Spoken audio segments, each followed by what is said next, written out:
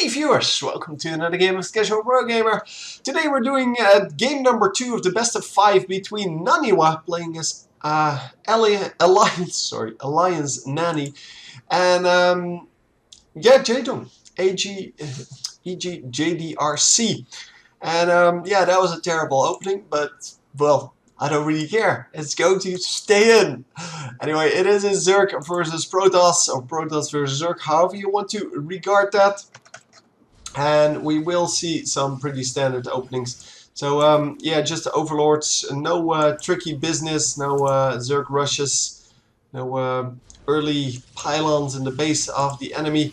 We are going to get a gateway up first, so no taking of the natural expansion this time. And that is surprising, because well, we normally see the the Bisu build basically, which is of course a StarCraft Brood War build, but we see that normally. Oh my god, really? Yeah, he's saying, well, if you're not taking your natural by, well, just building over here and walling this off, then I'm going to take your natural. And yeah, this is just crazy strategy. If this works, then yeah, his hatchery will actually come up, and he will start building some offensive buildings like well, spine crawlers. And yeah, we'll see how that goes. But for now, I think he just wants to prevent the second base, and yeah, that is worth like the 75 minerals that you invest in that. Because it is only 75 minerals, and then if you lose the drone, it's another 50. But yeah, there's that. Let's see if he actually cancels it. I think he's going to cancel it because, well, there's no way 400 HP is going to do anything here. Fortunately, the Protoss player did see it. Oh, he's going to let it spawn. That is a mistake. He could have gotten 225 minerals back, and that is a big chunk. As you can see, he would have been a lot higher on the income. Of course, it did generate creep now, and oh, he does have Zerglings coming out. Okay, that is something unique. So he built Zerglings from that first egg. Of course, it's not going to do anything, but well, it's still preventing the building that, well, the Protoss player wants to place here. And yeah, still preventing.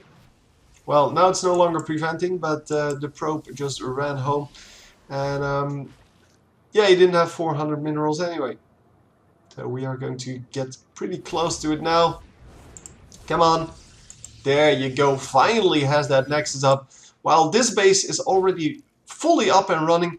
So already the first batch of larvae coming out. And of course we are going to be quite far ahead by this. Still don't think that he should have let that come up. But hey, whatever. It is still a pretty good tactic to, even if you let it come up, even if you lose those extra 225 minerals, it is still a good deal. Yeah, you get to prevent this this Nexus from coming up for quite a long time. I'm not actually sure how much that would give you, but obviously if the Protoss player wasn't paying enough attention, he would have been demolished there, because if you build spine crawlers around that base so you can't attack it, then yeah, you're screwed basically. I mean, it's a large investment for the Zerg player, there's that. But yeah, it's also pretty easy to defend and to actually use to your advantage, because you can actually start mining from there. Let the base pay for itself. But yeah, most of the time they don't do that. Most of the time they just bring in a few of the workers and then start building those offensive buildings, and then the workers that come off of the hatchery here, they start to become those buildings as well. Just yeah, you normally don't see mining from it or anything like that. That is crazy mode. Yeah, so definitely an interesting early game tactic. He saw that the fast expand wasn't on, and that means that yeah, someone is going to go for the things in base. That means that you have the opportunity to actually take that that expansion. So really nicely reacted to, well, the information he got, and he got to delay that for quite a long time. I'm not actually sure how long, but yeah, that was quite a long time. 2 Immortals up, and the Immortals are not going to do very well against the Queens, I believe. No, they're just biological, they're not armored. And of course the Zerglings are not armored, so there's that. But yeah, then there are the Zealots, and the Zealots are going to do fine against us. Oh my god, they lost their shield instantly. And yeah, of course, you only need to get hit like 20 times by Zerglings, and Zerglings, yeah, they attack really quickly, especially since they, yeah, there's so many of them, so they are always in a big group, and we are going to do what? Oh, we're going to lose an Overseer here. Okay, that is cool. So we just get to see that there are 2 Stargates coming up. So Stargates normally mean Phoenixes. And he needs to kind of guard against that, because obviously if you you have Phoenixes against you, as well as that Mothership Core, which is normally out, but apparently got shot down by something. But yeah, if you have Phoenixes as well as Warp Prisms, you might want to go for something like that. And I completely missed, I think no. I thought there might be a proxy robotics facility. I just realized that he came in through the top side with that, but no, there's not.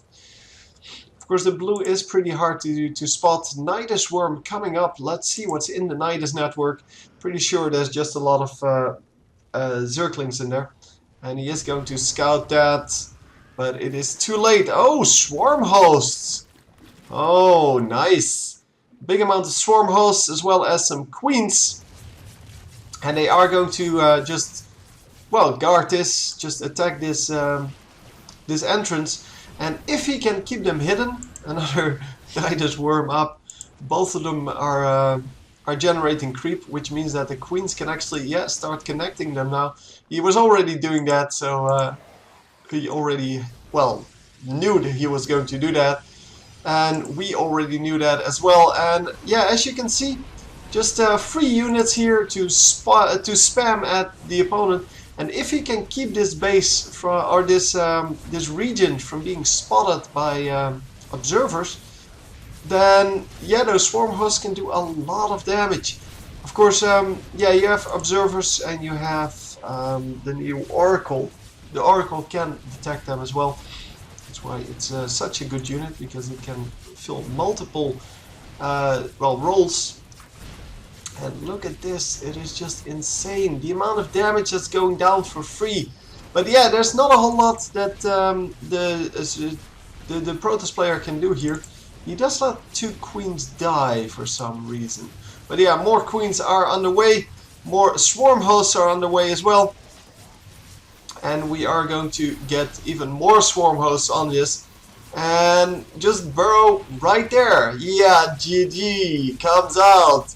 It is just too strong. The contain was on, and of course, well, the Zerg player didn't really expand at all, but he could have, and obviously Naniwa had no clue what was going on the rest of the map.